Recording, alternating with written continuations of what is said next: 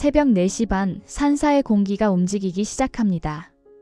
골짜기에서 올라온 안개가 대웅전 처마 끝에 걸려 있습니다. 숲 사이로 새소리가 들리고 이슬이 풀잎 위에 맺혀 있습니다. 아직 해가 뜨지 않은 시간, 산은 고요합니다. 그 고요 속에서 공양간 문이 열립니다. 나무 문짝이 삐걱거리는 소리가 정막을 깹니다. 아궁이에 불이 지펴지고 나무 연기가 천천히 피어오릅니다. 연기는 굴뚝을 타고 올라가 새벽 안개와 섞입니다. 솥이 아궁이 위에 올려집니다. 무쇠솥의 묵직한 무게가 느껴집니다. 물이 부어지고 쌀이 물에 잠깁니다. 잠시 후 물이 끓기 시작하고 거품이 일어납니다. 보글보글 소리가 공양간을 채웁니다. 한쪽에서는 나물이 손질되고 있습니다. 어제 산에서 뜯어온 나물입니다. 뿌리에는 아직 흙이 묻어 있습니다. 그 뿌리가 물에 담기고 흙이 천천히 씻겨 나갑니다. 잎사귀를 만지는 손끝에 촉감이 전해집니다. 거친 것도 있고 부드러운 것도 있습니다. 도마 위에서 칼이 움직입니다. 탁, 탁, 탁 규칙적인 소리가 납니다. 나물이 먹기 좋은 크기로 썰립니다. 썰린 나물이 소쿠리에 담깁니다. 장독대로 발걸음이 옮겨집니다. 뚜껑이 열리고 된장 냄새가 올라옵니다. 코끝을 스치는 깊고 구수한 향입니다. 이 냄새 안에는 시간이 들어 있습니다. 작년 봄에 담근 장이 1년을 지나 이 아침에 열립니다. 발효의 시간이 오늘의 맛이 됩니다. 간장 독도 열립니다. 맑고 짙은 빛깔의 액체가 보입니다. 작은 국자로 떠서 그릇에 담습니다. 이것으로 오늘 국의 간을 맞출 것입니다. 다시 공양간으로 돌아옵니다. 솥 안에 밥이 뜸을 들이고 있습니다. 뚜껑 틈으로 증기가 새어나옵니다. 구수한 밥 냄새가 공간을 가득 채웁니다. 오늘 이야기는 이 조용한 밥상이 어떻게 태어나고 이어져 왔는지에 관한 것입니다. 이 음식에는 이름이 있습니다. 사찰 음식이라고 불립니다. 절에서 먹는 음식이라는 뜻입니다. 수행자들이 1000년이 넘는 세월 동안 이어온 밥상입니다. 한반도의 불교가 전래된 이래 산사에서 지켜져 온 전통입니다. 그런데 이 밥상은 왜 이런 모습일까요? 고기가 없습니다. 생선도 없습니다. 마늘이나 파 같은 자극적인 향채도 피합니다. 먹을 때는 말을 하지 않습니다. 남김없이 먹고 마지막에는 그릇을 물로 헹굽니다. 그 물마저 마십니다. 이상하게 보일 수도 있습니다. 왜 이렇게까지 할까요? 오늘 우리는 3가지를 물어보려 합니다. 첫째, 사찰 음식은 무엇이며 어떤 철학에서 나왔습니까? 둘째, 식재와 조리와 발효와 식사 규범은 어떻게 연결되어 있습니까? 셋째, 오늘 우리의 식탁에서 사찰 음식은 어떤 의미를 가집니까? 이 질문들을 따라 천천히 걸어가 봅니다. 산사의 새벽에서 시작해서 오늘 우리의 저녁 식탁까지 절제의 맛과 생명의 예법이 무엇인지 살펴봅니다. 사찰 음식의 뿌리를 따라가다 보면 먼저 불교의 계율을 만나게 됩니다. 계율이란 수행자가 지켜야 할 규범을 말합니다. 그 중에서 음식과 깊게 연결된 핵심 원칙이 하나 있습니다. 불살생입니다. 불살생은 생명을 해치지 않겠다는 서원입니다. 살아있는 것을 죽이지 않겠다는 다짐입니다. 이 원칙은 사람에게만 머물지 않습니다. 동물도 포함됩니다. 작은 벌레까지 생명으로 여기는 경우도 많습니다. 이 서원은 밥상 위에 그대로 옮겨집니다. 동물성 식재는 원칙적으로 쓰지 않습니다. 고기를 쓰지 않습니다. 생선을 쓰지 않습니다. 알도 쓰지 않습니다. 유제품도 피하는 경우가 많습니다. 이렇게 보면 단순해 보입니다. 동물에서 나온 것은 먹지 않는다. 이것으로 정리되는 것처럼 보입니다. 그러나 실제 역사 속의 기록은 그리 단순하지 않습니다. 시대에 따라 기준이 달랐습니다. 지역에 따라 해석이 달랐습니다. 종파에 따라 엄격함의 정도도 달랐습니다. 어떤 문헌에서는 병이 났을 때 약으로 동물성 재료를 허용하기도 했습니다.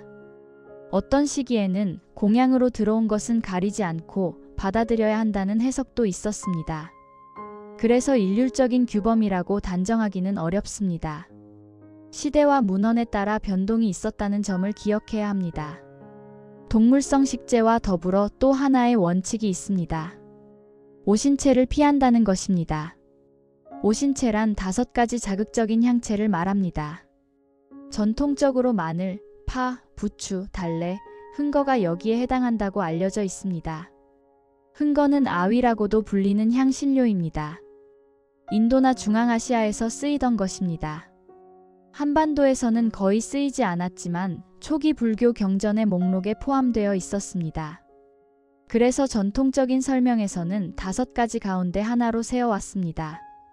그렇다면 이 향채들을 왜 피했을까요? 자극적인 향채는 수행을 흐트린다고 여겼습니다. 마늘이나 파를 먹으면 몸에서 냄새가 납니다. 그 냄새가 다른 수행자의 집중을 방해한다고 보았습니다. 이런 향채가 마음을 들뜨게 하거나 흥분시킨다는 해석도 있었습니다. 명상과 수행에 방해가 된다고 본 것입니다. 다만 오신채의 목록도 고정된 것은 아니었습니다. 문헌마다 포함되는 항목이 조금씩 다릅니다. 어떤 문헌에서는 생강을 넣기도 합니다. 어떤 문헌에서는 양파를 넣기도 합니다. 부추 대신 염교를 넣는 경우도 있습니다. 지역에 따라 해석이 달랐고 시대에 따라 기준도 달라졌습니다. 그렇다면 이런 제한 속에서 무엇을 먹었을까요? 곡물이 기본입니다. 쌀, 보리, 조, 수수, 기장 같은 곡식이 주식이 됩니다. 이것으로 밥을 짓거나 죽을 씁니다. 단백질은 두류에서 얻습니다. 콩이 가장 중요한 식재입니다. 콩을 삶아 그대로 먹기도 합니다. 간을 해서 조림을 하기도 합니다. 콩을 눌러 두부로 만들기도 합니다. 콩을 발효시켜 된장이나 청국장으로 만들기도 합니다. 채소는 산에서 뜯거나 텃밭에서 기릅니다. 산나물이 중요한 위치를 차지합니다. 봄이면 냉이와 각종 봄나물, 두릅과 고사리가 납니다. 여름이면 잎채소가 풍성합니다. 가을이면 버섯과 뿌리채소가 납니다. 겨울이면 미리 말려둔 나물과 장아찌를 꺼내 씁니다. 해조류도 빠지지 않습니다. 미역, 다시마, 김 같은 것들입니다. 바닷가와 가까운 사찰일수록 더 자주 쓰였습니다. 해조류에서 깊은 감칠맛을 얻을 수 있습니다. 국물을 낼 때 다시마를 넣으면 고기를 쓰지 않아도 진한 맛이 납니다. 버섯도 중요한 식재입니다. 표고버섯, 느타리버섯, 모기버섯 같은 것들입니다. 특히 말린 표고버섯은 사찰 밥상에서 자주 쓰입니다. 물에 불린 뒤 국물을 내면 고기 없이도 깊고 단단한 맛을 낼 수 있습니다. 이런 식재들이 어디서 왔는지 떠올려 봅니다. 사찰은 대부분 산속에 자리합니다. 속세와 떨어진 곳, 수행에 적합한 곳을 찾다 보니 자연스럽게 산으로 들어갔습니다. 그러다 보니 시장과 멀어졌습니다. 시장에서 재료를 사오는 일이 쉽지 않았습니다. 산길이 험하고 거리가 멀었습니다. 자주 오갈 수 없었습니다. 그래서 자급자족이 필수가 되었습니다. 사찰 주변에 텃밭을 일구었습니다. 채소를 직접 기르기 시작했습니다. 산에 올라 계절마다 나는 나무를 뜯었습니다. 봄에는 봄나무를, 여름에는 잎채소를, 가을에는 버섯과 뿌리채소를 걷어들였습니다. 계절에 나는 것을 그 계절에 먹었습니다. 이것이 제철 원칙의 시작입니다. 그러나 계절이 지나면 그 식재는 사라집니다. 봄나물은 봄에만 납니다. 여름이 되면 시들어버립니다. 그래서 저장이 필요했습니다. 오래 두고 먹을 수 있어야 했습니다. 저장의 해답은 발효였습니다. 소금에 절이고 시간에 맡기면 오래 보관할 수 있습니다. 메주를 띄워 말리고 다시 소금물에 담그면 장이 됩니다. 이렇게 해서 된장이 만들어졌습니다. 액체는 간장이 됩니다. 고추가 한반도에 들어온 뒤에는 같은 원리로 고추장도 만들어졌습니다. 장아찌도 같은 맥락입니다. 채소를 간장이나 된장에 박아두면 오래 먹을 수 있습니다. 식초에 절여 두어도 됩니다. 이렇게 해서 겨울에도 채소를 먹을 수 있었습니다. 이 구조가 사찰 음식의 기본 틀이 되었습니다. 불살생의 철학이 있고 산중 환경이 있습니다. 이 둘이 만나 독특한 음식 문화가 형성되었습니다. 수행과 노동과 계절이 하나로 엮인 밥상이 되었습니다. 사찰 음식은 단순한 먹거리가 아닙니다. 수행의 연장이라고 여겨집니다. 음식을 짓는 일도 수행의 일부입니다. 먹는 일도 수행의 일부입니다. 설거지를 하는 일도 수행의 일부입니다. 이 관점에서 보면 조리와 식사 모두 의미를 갖습니다. 대충 하면 안 됩니다. 정성이 들어가야 합니다. 절제가 들어가야 합니다. 먹을 때는 감사해야 합니다. 침묵 속에서 집중해야 합니다. 공양가는 단순한 부엌이 아닙니다. 수행의 공간으로 여겨집니다. 조리하는 일을 공양주라고 부릅니다. 공양주의 역할은 수행 공동체에서 매우 중요합니다. 음식을 통해 대중의 몸과 마음을 함께 돌보는 일이기 때문입니다. 공양주는 새벽에 가장 먼저 일어납니다. 다른 수행자들이 아직 잠들어 있을 때 불을 지핍니다. 묵묵히 밥을 짓고 반찬을 만듭니다. 그 노동 자체가 수행입니다. 마음을 다해 음식을 만드는 것, 그 시간이 곧 수행입니다. 그러나 절제에는 늘 긴장이 따릅니다. 이상과 현실 사이의 균형이 필요합니다. 맛과 영양의 균형이 첫 번째 과제입니다. 동물성 식재 없이 단백질을 어떻게 채울 수 있을까요? 이것은 추상적인 고민이 아니라 아주 실제적인 문제입니다. 수행자들도 몸을 가지고 있습니다. 일을 해야 하고 건강을 유지해야 합니다. 단백질이 부족하면 하루를 버티기가 어렵습니다. 두부와 콩이 그 빈자리를 채웁니다. 콩에는 식물성 단백질이 풍부합니다. 삶아서 그대로 먹기도 합니다. 두부로 만들면 더 부드럽게 소화가 잘 되게 바뀝니다.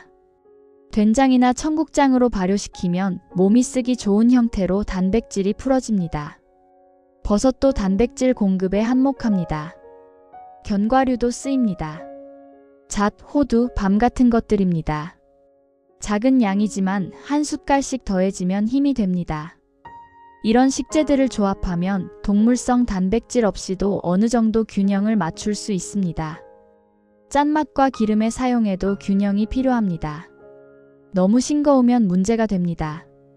노동하는 몸은 염분을 필요로 합니다. 땀을 흘리면 소금기가 빠져나갑니다. 그래서 어느 정도의 간은 반드시 필요합니다. 그렇다고 과하면 안 됩니다. 짠 음식은 갈증을 부릅니다. 물을 많이 마시면 속이 더부룩해집니다. 몸이 무거워지고 좌선과 예불에 방해가 됩니다. 공양주 스님은 소금 한 줌을 쥔 손을 잠시 멈춥니다. 오늘은 여기까지 스스로 선을 긋습니다. 기름도 마찬가지입니다. 참기름과 들기름은 나무를 살려주는 중요한 재료입니다. 한 방울, 두 방울 떨어뜨리면 향이 피어오릅니다. 그러나 거기서 멈춥니다.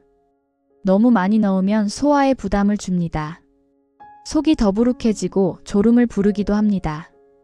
졸음은 수행의 가장 큰 적 가운데 하나입니다.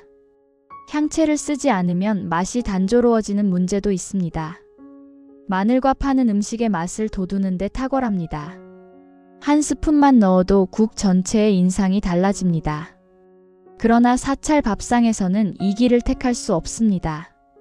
그렇다면 어떻게 맛을 낼 수 있을까요? 여기서 발효와 숙성의 기술이 빛을 발합니다. 된장의 감칠맛이 고기의 자리를 대신합니다. 잘 익은 된장에는 깊은 맛이 있습니다. 긴 시간 동안 단백질이 잘게 풀어지며 아미노산이 생깁니다. 이 아미노산이 국물에 스며들어 감칠맛을 냅니다. 간장도 마찬가지입니다. 좋은 간장은 그 자체로 훌륭한 조미료입니다. 맑은 국물에 한두 숟갈만 넣어도 맛이 달라집니다. 화학 조미료를 쓰지 않아도 깊은 맛이 납니다. 나물을 무칠 때도 마늘 대신 간장과 참기름, 깨소금만으로 맛을 세웁니다. 생각보다 단정하고 생각보다 풍부한 맛이 납니다. 장을 담그는 일은 단순한 작업이 아닙니다. 먼저 메주를 만들어야 합니다. 콩을 삶아서 으깨고 덩어리를 만들어 띄웁니다. 메주가 마르면서 곰팡이가 핍니다. 이 곰팡이가 발효를 이끄는 미생물입니다. 다 되면 소금물에 담급니다. 옹기 항아리에 메주와 소금물을 넣습니다. 햇볕이 잘 드는 곳에 항아리를 올립니다. 날씨를 보며 뚜껑을 열었다 닫았다 합니다. 비가 많이 오는 날에는 더 유심히 살펴봅니다. 시간이 흐르면 메주에서 맛이 우러나옵니다. 액체 부분이 간장이 됩니다. 건더기를 건져 으깨면 된장이 됩니다. 한 덩어리의 콩이 두 가지 다른 얼굴로 다시 태어납니다. 장독대의 자리도 중요합니다. 통풍이 잘 되어야 합니다. 햇볕이 적당히 들어야 합니다. 습기가 차면 안 됩니다. 장이 상하거나 맛이 탁해질 수 있기 때문입니다. 옹기의 역할도 큽니다. 옹기에는 미세한 숨구멍이 있습니다. 그 숨구멍으로 공기가 드나듭니다. 발효에 필요한 숨쉬기가 그 안에서 일어납니다. 숨을 쉬지 못하는 플라스틱 용기에서는 같은 맛을 내기 어렵습니다. 이 모든 과정에는 시간이 필요합니다. 봄에 장을 담그면 여름을 지나야 제대로 익습니다. 어떤 장은 1년을 넘겨야 깊은 맛이 납니다. 마음이 급하면 만들 수 없는 맛입니다. 기다림이 맛의 조건이 됩니다. 계절도 중요한 요소입니다. 봄에는 새순이 납니다. 땅에서 막 올라온 연한 싹들입니다. 이것을 살짝 데쳐서 무치면 봄의 맛이 됩니다. 밥 위에 올리기만 해도 그릇이 환해집니다. 여름에는 잎채소가 풍성합니다. 상추, 깻잎, 근대, 시금치 같은 것들입니다. 땀에 젖은 몸에 서늘한 채소가 힘을 줍니다. 무쳐서 먹고 쌈을 싸 먹습니다. 가을에는 열매와 뿌리가 풍성해집니다. 호박, 고구마, 감자, 무, 당근 같은 것들입니다. 버섯도 가을에 많이 납니다. 이때 말려두면 겨울에 든든한 반찬이 됩니다. 저장을 위한 준비가 한창입니다. 겨울에는 저장식품이 밥상을 지킵니다. 말린 나물, 장아찌, 김치 같은 것들입니다. 창고에 쌓아둔 무와 배추를 꺼냅니다. 얼음장 같은 바람 속에서도 밥상은 비지 않습니다. 이렇게 사계절이 밥상 위에서 조용히 순환합니다. 산나물의 얼굴은 지역마다 다릅니다. 북쪽 산과 남쪽 산의 식생이 다릅니다. 높은 산과 낮은 산에서 나는 나물이 다릅니다. 바닷가 근처와 내륙에서 쓰는 재료도 달라집니다. 같은 나물이라도 토양과 기온에 따라 맛이 달라집니다. 사찰 음식은 이 다양성을 받아들입니다. 정해진 메뉴판이 있는 것이 아닙니다.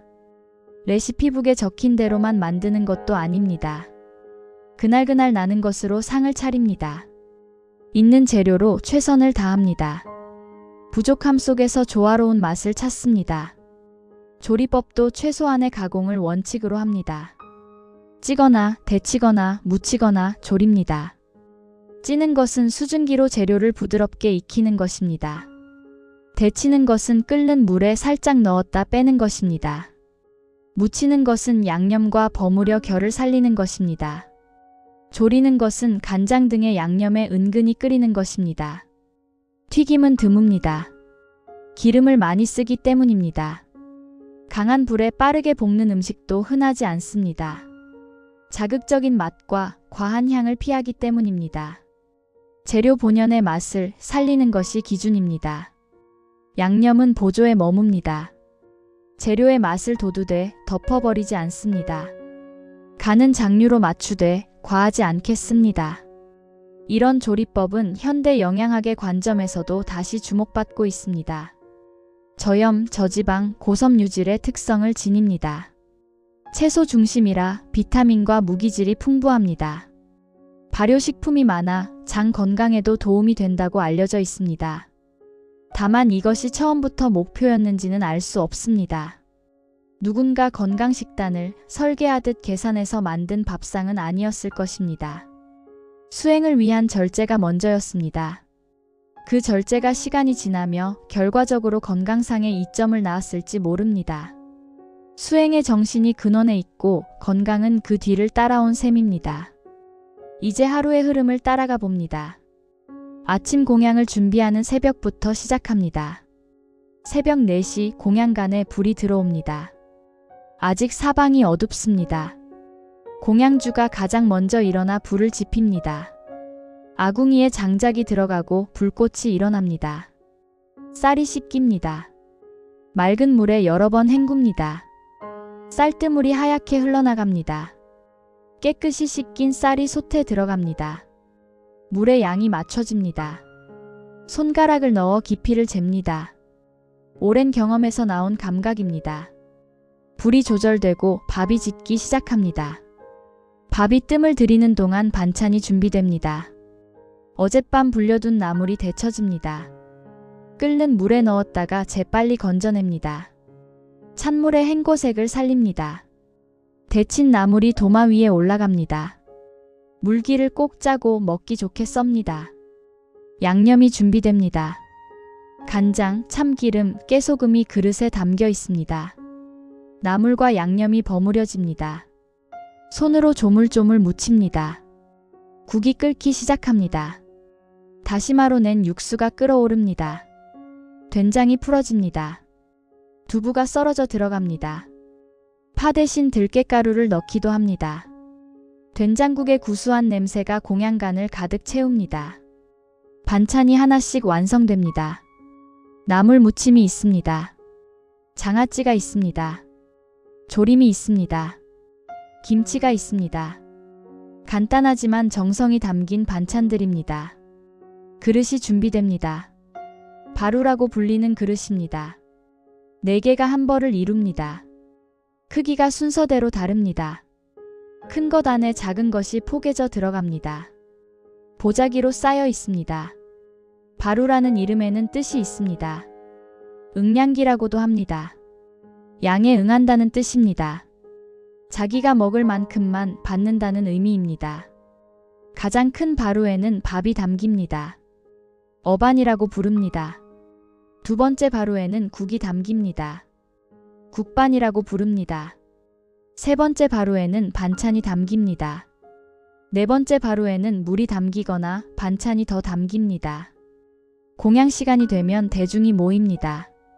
공양간이나 식당에 자리를 잡습니다. 정해진 자리에 앉습니다. 바루가 각자 앞에 놓여 있습니다.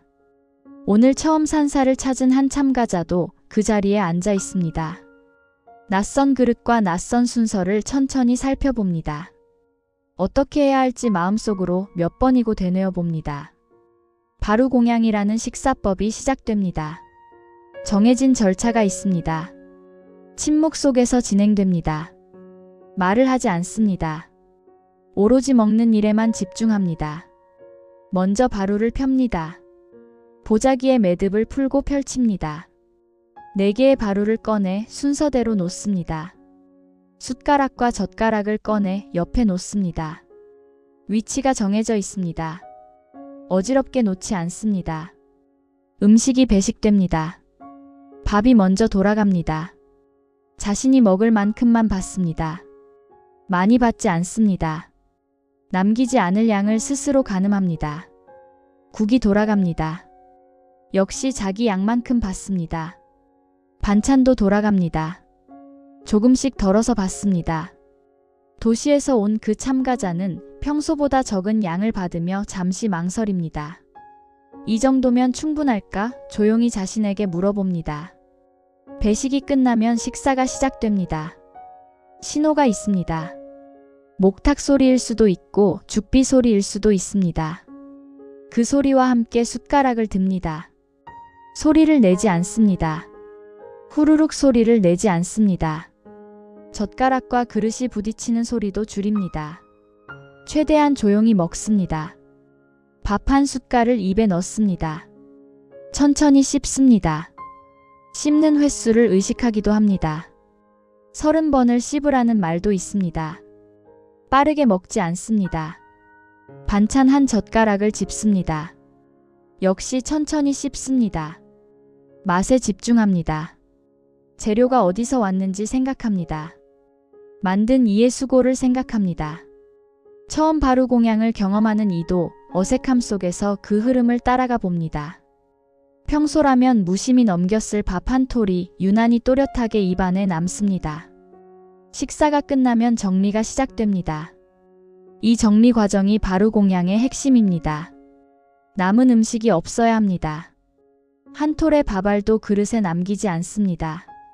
숟가락으로 그릇 안을 긁습니다. 밥알을 모아서 입에 넣습니다. 반찬 그릇도 마찬가지입니다. 깨끗이 비웁니다.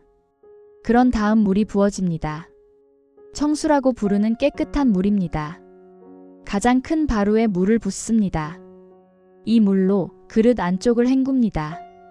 단무지 조각이 있다면 그것으로 그릇을 닦습니다. 안쪽 벽면을 문지릅니다. 밥풀이나 양념 찌꺼기를 닦아냅니다. 다른 바루도 같은 방식으로 헹굽니다. 그리고 그 물을 마십니다. 찬수라고 불리는 이 물입니다. 설거지 물이 아닙니다. 마지막 음식입니다. 이 절차가 상징하는 바가 있습니다. 남김 없음입니다. 받은 것은 모두 먹습니다. 버리는 것이 없습니다. 물 절약의 의미도 있습니다. 따로 설거지 물이 필요 없습니다. 그릇을 헹군 물마저 마셨기 때문입니다. 물 한 방울도 허투루 쓰지 않습니다. 감사의 의미도 있습니다. 음식이 오기까지의 모든 수고에 감사합니다. 농부의 수고, 공양주의 수고, 자연의 은혜에 감사합니다. 그 감사를 남김없이 먹는 것으로 표현합니다. 찬수를 마신 뒤 바루를 닦습니다. 보자기로 물기를 닦아냅니다. 바루가 다시 포개집니다. 순서대로 포개져 하나의 덩어리가 됩니다. 보자기로 쌓여 제자리에 놓입니다. 식사 전과 같은 모습으로 돌아갑니다. 이 전체 과정이 수행입니다. 먹는 행위가 곧 수행이 됩니다. 음식과 몸과 마음이 하나로 연결됩니다. 흐트러짐 없이 집중하여 감사하며 먹습니다. 공양간에서도 정리가 이어집니다. 솥이 씻기고 그릇이 닦입니다. 남은 음식이 있다면 다음 끼니에 씁니다. 버리는 것을 최소화합니다. 다음 끼니를 위한 준비가 시작됩니다. 이 순환이 매일 반복됩니다. 새벽 공양, 점심 공양, 저녁 공양. 어떤 사찰에서는 저녁을 가볍게 하거나 거르기도 합니다. 수행에 방해가 된다고 여기기 때문입니다. 계절이 바뀌어도 이 리듬은 이어집니다. 장독대에서는 다른 시간이 흐르고 있습니다. 장이 익어가고 있습니다. 눈에 보이지 않는 변화입니다. 미생물이 일하고 있습니다. 단백질이 분해되고 아미노산이 만들어집니다. 오늘 담근 장이 내년의 밥상이 됩니다. 오늘의 수고가 내일의 맛이 됩니다. 이 느린 시간이 사찰 음식의 또 다른 축입니다. 빠른 조리와 느린 발효가 공존합니다. 오늘과 내일이 밥상 위에서 만납니다. 사찰 음식은 산속에만 머물지 않았습니다. 역사 속에서 사찰과 민간은 서로 오갔습니다. 조선시대에는 사대부 가문에도 영향을 주었다는 기록이 있습니다. 두부 만드는 법, 나물 조리법이 전해졌다고 합니다. 장을 담그는 기술도 사찰에서 발달한 것이 민간으로 퍼졌다는 견해가 있습니다. 다만 이런 영향관계를 명확히 그려내기는 어렵습니다. 문헌 기록이 충분하지 않기 때문입니다. 민간에서도 자체적으로 발전한 부분이 있습니다. 일방적인 전파라기보다 서로 영향을 주고받았을 가능성이 더 큽니다. 근현대에 들어 변화가 커졌습니다. 산업화와 도시화가 진행되면서 사찰의 모습도 달라졌습니다. 일부 사찰은 도심에 자리 잡게 되었습니다. 포교를 위해 혹은 역사적 이유로 도시 한복판에 남은 사찰들입니다. 도시 사찰에서도 공양은 이어집니다. 그러나 조건이 다릅니다. 텃밭이 없습니다. 산에 올라가 나무를 뜯을 수 없습니다. 장독대를 넉넉히 놓을 마당도 부족합니다. 그래서 시장에서 재료를 구하게 되었습니다. 제철 원칙을 지키기가 어려워졌습니다. 하우스 재배로 사시사철 같은 채소가 나옵니다. 어느 것이 제철인지 헷갈리기도 합니다. 발효 장류도 변화를 겪었습니다. 직접 장을 담그는 사찰이 줄었습니다. 시간과 공간과 인력이 부족하기 때문입니다. 공장에서 만든 장을 사서 쓰는 곳도 늘었습니다. 이것을 두고 논쟁이 생깁니다. 전통의 변질인지 환경에 대한 적응인지를 두고 의견이 갈립니다. 누군가는 이제는 예전 같지 않다고 말합니다. 다른 이는 주어진 조건에서 지킬 것은 지키고 있을 뿐이라고 말합니다. 환경이 바뀌면 방식도 바뀔 수밖에 없습니다. 다만 그 안에서 무엇을 본질로 삼을 것인지는 각 사찰이 스스로 선택해야 하는 과제가 되었습니다. 한편 사찰 음식에 대한 사회적 관심은 오히려 높아졌습니다. 채식과 비건 문화가 확산되면서입니다. 건강에 대한 관심이 커지면서입니다. 환경에 대한 감수성이 높아지면서입니다. 사찰 음식은 오래된 채식 전통으로 주목받게 되었습니다. 1000년 넘게 이어져 온 채식 밥상이기 때문입니다. 동물성을 배제한다는 점은 현대 채식, 비건과 닿아 있습니다. 그러나 같지는 않습니다. 현대 비건은 윤리적 선택을 전면에 내세우는 경우가 많습니다. 동물 권리와 환경 보호가 주요 동기입니다. 사찰 음식은 수행의 일부입니다. 불살생 계율과 마음 챙김이 출발점입니다. 같은 채식이어도 출발선과 맥락이 다릅니다. 오신채 금기도 차이입니다. 현대 채식에서는 마늘과 파를 널리 씁니다. 건강에 좋다고 권장되기도 합니다. 사찰 음식에서는 전통적으로 피합니다. 이 점에서 단순히 같은 채식이라고 묶을 수 없습니다. 이 차이가 때로는 충돌이 되기도 합니다. 마늘은 몸에 좋은데 왜 쓰지 않나요? 사찰 음식을 배우러 온 사람이 묻습니다. 마늘도 안 되면 너무 불편한 것 아닌가요? 고개를 갸웃거립니다. 그때 공양주는 천천히 설명을 시작합니다. 몸에 좋고 나쁨을 떠나 냄새와 마음의 상태까지 살펴보려 했던 옛사람들의 시선을, 수행자 곁에서 나는 향까지 함께 생각했던 마음을, 반대로 이 차이가 새로운 만남이 되기도 합니다. 어떤 이는 첫날 공양 뒤에 이렇게 말합니다. 마늘이 없는 줄은 다 먹고 나서야 알았어요. 그제서야 자신이 장의 맛, 버섯의 향, 채소의 질감에 얼마나 둔감했는지 깨닫습니다.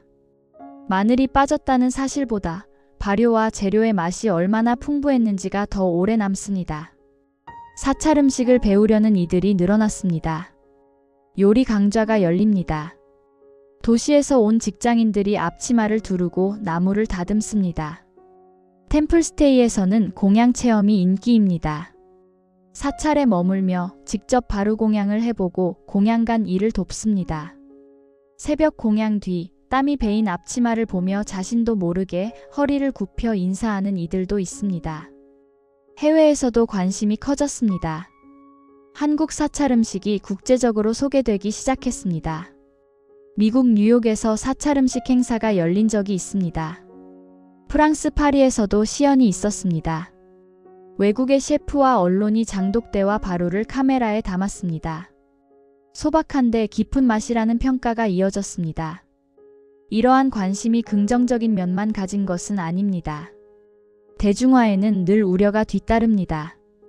맛과 외형만 빠르게 소비되고 정신이 비어버릴 수 있습니다. 예쁜 그릇에 담긴 채식 요리로만 소비될 수도 있습니다. 상품화 과정에서 본질이 흐려질 위험도 있습니다. 사찰 음식을 배우는 것과 사찰에서 수행하며 먹는 것은 다릅니다. 조리법만 가져와서는 전체를 담기 어렵습니다. 바루 공양의 침묵과 집중도 함께 이해되어야 합니다. 남김없이 먹는 마음가짐도 함께 전해져야 합니다. 기다림과 절제의 태도까지 포함될 때에야 비로소 비슷한 결이 됩니다. 요즘 자주 들리는 말이 있습니다. 지속 가능성입니다. 환경을 덜 해치는 방식을 찾자는 말입니다. 탄소 발자국을 줄이는 식단을 가리키기도 합니다. 이 관점에서 볼 때 사찰 음식은 여러 지점을 건드립니다. 육식 중심 식단보다 탄소 발자국이 작습니다. 가축을 키우는 데에는 많은 사료와 물과 토지가 필요합니다. 온실가스도 많이 배출됩니다. 채식 중심 식단은 이런 부담이 상대적으로 적습니다. 자급과 제철 원칙은 운송을 줄입니다. 멀리서 가져올 필요가 없습니다. 가까운 곳에서 그 계절에 나는 것을 씁니다. 이동거리가 짧으면 그만큼 에너지 사용과 탄소 배출도 줄어듭니다. 남김없는 식사는 음식물 쓰레기를 줄입니다. 현대 도시에서는 많은 음식이 먹히지 않고 버려집니다. 바루공양의 정신은 이 문제에 대한 하나의 대답이 될 수 있습니다. 받은 것은 남김없이 돌려보낸다는 태도가 음식물 쓰레기라는 단어를 조용히 비껴갑니다. 그러나 이것이 원래 의도였던 것은 아닙니다. 처음부터 환경을 위해 설계된 식단은 아니었습니다. 수행을 위한 절제가 먼저였습니다. 불살생과 감사의 마음이 근원에 있었습니다. 환경적 이점은 나중에 따라온 결과에 가깝습니다. 그래서 사찰 음식을 단지 환경 친화적인 식단으로만 묶어두면 중요한 한 축을 놓치게 됩니다. 왜 이렇게 먹는지, 무엇을 지키려 했는지 그 이유까지 함께 보아야 합니다. 밥상 앞에 앉은 마음의 방향까지 확인해야 합니다. 공동체의 규범도 빼놓을 수 없습니다. 사찰에서 식사는 개인의 일이 아닙니다. 함께 준비합니다. 함께 먹습니다. 함께 치웁니다. 공양주의 새벽 노동이 있습니다. 아직 어두운 시간에 불을 지피는 손길입니다. 배식을 맡은 이의 역할이 있습니다.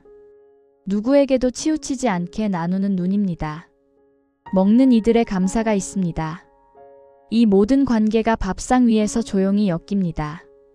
지금은 혼자 먹는 시대입니다. 혼밥이라는 말이 당연해졌습니다. 배달 음식을 혼자 시켜 먹습니다. 누가 만들었는지 어디서 왔는지 모른 채 포장을 뜯습니다. 이런 시대에 함께 먹는다는 말의 무게가 다시 떠오릅니다. 발효의 시간도 마찬가지입니다. 지금 우리는 즉각적인 결과에 익숙합니다. 빠른 것이 효율이고 느린 것은 뒤처진 것으로 여겨지곤 합니다. 기다림은 종종 낭비로 취급됩니다. 장 담그기는 그와 다른 시간을 가르칩니다. 봄에 담가서 가을에 먹습니다. 몇 달, 어떤 것은 몇 해를 기다립니다. 그 기다림 끝에 비로소 깊은 맛이 납니다. 온기 안에서 일어나는 변화는 눈에 잘 보이지 않습니다. 매일 들여다봐도 크게 달라진 것 같지 않습니다. 그러나 시간이 지나면 맛이 바뀌어 있습니다. 보이지 않는 변화가 결과를 만듭니다. 이 느린 시간이 사찰 음식이 건네는 또 하나의 가르침입니다. 현대 도시에서 이 방식을 그대로 따르기는 쉽지 않습니다. 장을 담글 마당이 없습니다. 매일 새벽에 일어나 밥을 지을 여유도 많지 않습니다. 그래서 자연스럽게 타협이 생기고 변형이 생깁니다. 공장에서 만든 장을 씁니다. 시장과 마트에서 산 채소로 요리합니다. 각자 바쁜 시간 틈에서 빠르게 먹습니다. 이것이 좋은지 나쁜지 하나의 답으로 정리하기는 어렵습니다. 환경과 조건이 다르면 방식도 달라질 수밖에 없습니다. 중요한 것은 무엇을 끝까지 남길 것인가 하는 질문일지 모릅니다. 조리법만 남길 것인지, 정신도 함께 남길 것인지, 형식만 지킬 것인지, 그 안의 의미까지 지킬 것인지. 사찰 음식의 현대화 앞에 놓인 질문은 조용하지만 결코 가볍지 않습니다. 다시 새벽 공양간으로 돌아옵니다. 동이 트기 전 아직 어둠이 남아있는 시간입니다. 솥에서 밥이 뜸을 들이고 있습니다. 나물이 묻혀지고 국이 끓습니다. 김이 오르고 냄새가 번집니다. 된장국의 구수한 향입니다. 밥의 고소한 향입니다. 나물의 신선한 향입니다. 이 밥상 앞에 앉습니다. 바루가 펼쳐지고 음식이 담깁니다. 숟가락을 듭니다. 한 숟갈의 밥을 입에 넣습니다. 쌀알이 혀에 닿습니다. 천천히 씹습니다. 씹을수록 단맛이 올라옵니다. 처음에는 없던 단맛입니다. 씹을수록 더 또렷해집니다. 그 단맛은 어디서 왔습니까? 땅에서 왔습니다. 벼가 자란 논의 흙에서 왔습니다. 물에서 왔습니다. 논에 댄 물, 하늘에서 내린 비에서 왔습니다. 햇볕에서 왔습니다. 여름 내내 별을 키운 빛에서 왔습니다. 그리고 누군가의 손에서 왔습니다. 씨앗을 뿌린 손입니다. 모를 심은 손입니다. 김을 메고 물을 뗀 손입니다. 벼를 베고 말린 손입니다. 쌀을 씻고 밥을 지은 손입니다. 한 숟갈의 밥에 이 모든 것이 들어 있습니다. 이것을 아는 것이 감사입니다. 이것을 느끼며 먹는 것이 공양입니다. 절제라는 말을 다시 생각해 봅니다. 흔히 절제라고 하면 덜 먹는다는 뜻으로 여깁니다. 참는다는 뜻으로 이해합니다. 욕구를 억누른다는 뜻으로 받아들입니다. 그러나 다른 얼굴도 있을 수 있습니다. 있는 것에 온전히 집중한다는 뜻일 수 있습니다. 젖게 가지되 깊이 느끼는 것입니다. 많이 탐하지 않되 충분히 감사하는 것입니다. 한 숟갈의 밥을 대충 먹으면 그냥 밥입니다. 한 숟갈의 밥에 집중하면 그 안에 세계가 담겨 있습니다. 과장이 아닙니다. 땅과 물과 햇빛과 노동이 모두 그 안에 있습니다.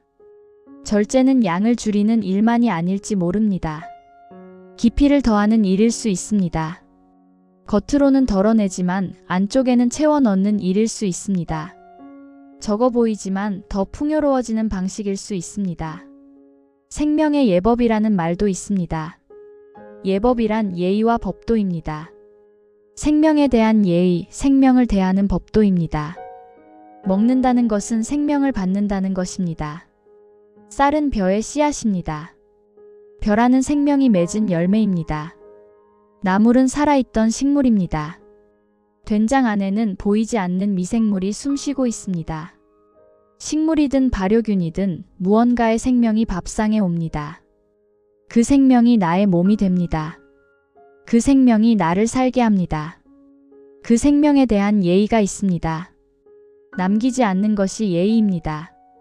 받은 것은 다 먹습니다. 허투루 먹지 않는 것이 예의입니다. 집중해서 감사하며 먹습니다. 내 몸에 들어온 그 생명을 잘 쓰겠다고 오늘 하루를 성실히 살겠다고 다짐하는 것. 그것도 하나의 예법일 것입니다. 오늘 우리의 식탁은 어떻습니까? 빠르게 먹습니다. 다른 일을 하면서 먹습니다. 휴대폰을 보면서 화면을 보면서 먹습니다. 무엇을 먹었는지 기억나지 않을 때도 있습니다. 쉽게 버립니다. 먹다 남은 것을 버립니다. 유통기한이 지난 것을 버립니다. 많이 사서 많이 버립니다. 음식이 어디서 왔는지 잘 모릅니다. 포장된 것을 삽니다. 조리된 것을 받습니다. 누가 키우고 누가 만들었는지 알지 못한 채 먹습니다. 이것이 전부 잘못됐다고 말하려는 것은 아닙니다. 시대가 다릅니다. 조건이 다릅니다. 산속 사찰과 현대 도시는 다른 세계입니다. 같은 방식을 강요할 수는 없습니다. 그러나 한 번쯤 멈춰 생각해 볼 수는 있습니다. 잠시 멈추어 스스로에게 물어볼 수는 있습니다. 이 한 끼의 밥은 어디서 왔습니까? 이 채소는 어디서 자랐습니까? 누가 키우고 누가 수확했습니까? 누가 운반하고 누가 조리했습니까? 그리고 이 밥을 먹는 나는 지금 어떤 마음입니까? 사찰 음식은 이 질문을 1000년 넘게 반복해온 밥상입니다. 매 끼니마다 묻습니다. 매 숟갈마다 묻습니다. 큰 소리로가 아니라 조용히 그러나 끊이지 않고 묻습니다. 그 질문이 오늘 우리에게도 건네집니다. 사찰에 가지 않아도 물을 수 있습니다. 승려가 아니어도 물을 수 있습니다. 바루가 없어도 물을 수 있습니다. 대답은 각자의 몫입니다. 정해진 답은 없습니다. 맞는 답과 틀린 답이 따로 있지 않습니다. 각자의 자리에서 각자의 삶의 속도로 답을 찾아갑니다. 다만 질문을 품고 살 수는 있습니다. 내일 아침 밥상 앞에서 다시 물을 수 있습니다. 모레 점심 밥상 앞에서 또 물을 수 있습니다. 이 한 끼에 담긴 생명에게, 이 음식을 있게 한 모든 수고에게, 오늘 우리의 숟가락이 닿는 자리마다 조용히 감사의 마음으로 인사합니다. 그리고 이 조용한 이야기가 마음에 남았다면 이 채널을 구독해주세요. 당신의 한 번의 구독이 다음 이야기를 준비하는 큰 힘이 됩니다.